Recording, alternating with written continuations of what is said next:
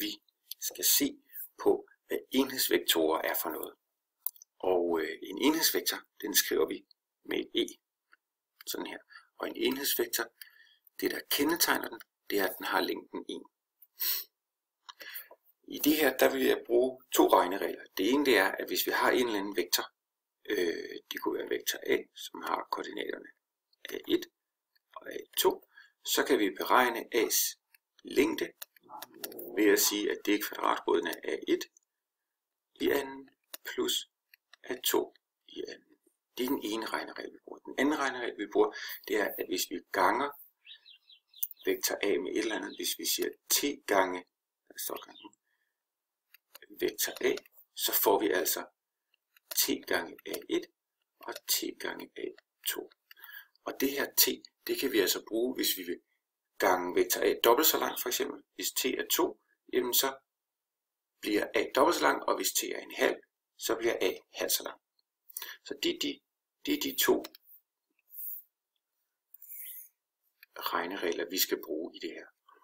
Lad os nu antage, at vi har en vektor her, som hedder vektor A, og at den har koordinaterne 3 og 4.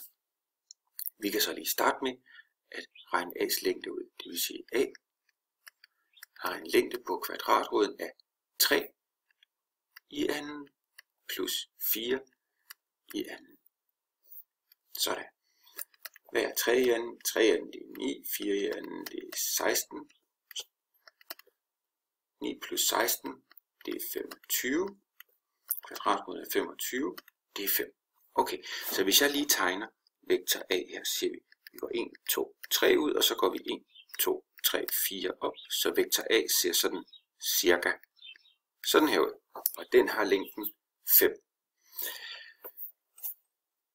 Det som vi skal til at se på her, det er, at vektor A har en enhedsvektor. Alle vektorer har en enhedsvektor, og vektor A's enhedsvektor, den skriver vi sådan her. E med sådan et lille a nede ved foden. Her. Den vil vi gerne finde frem til nu. Det vi ved om A's enhedsvektor, det er, at den har samme retning som A, men den har kun længden 1, så den ligger hernede på en eller anden måde. Og vi skriver det sådan her, et E med et lille a nede ved foden, og den ligger hernede, den har samme retning som A, men den er kun 1 lang. Det vil sige, at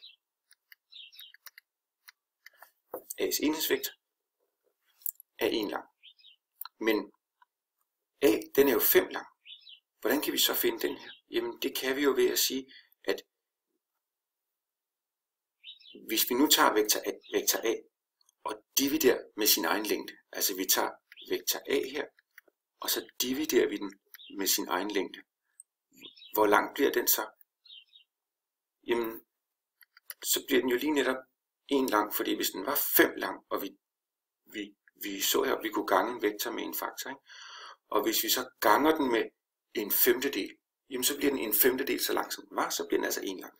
Så hvis vi tager vektor A og dividerer med sin egen længde, så tager vi altså en femtedel og ganger på vektor A her, så får vi så koordinaterne 0,6 og 0,8. Så A's enhedsvektor her, der går vi altså 0,6 ud, og så går vi 0,8 op. Så har vi en vektor her, som er 1 lang, og vi kan også regne efter her, hvis vi vil. Så kan vi regne efter, så kan vi sige, hvor lang er A's enhedsvektor. Det er altid en god idé, hvis man regner en enhedsvektor. Jamen, så tager vi kvadratroden af 0,6 i anden, plus 0,8 i anden. Hvad giver det? Det giver 0,36 plus 0,64. Det giver kvadratroden af 1. Jamen det er 1. Godt, så har vi altså fundet A's enhedsvektor.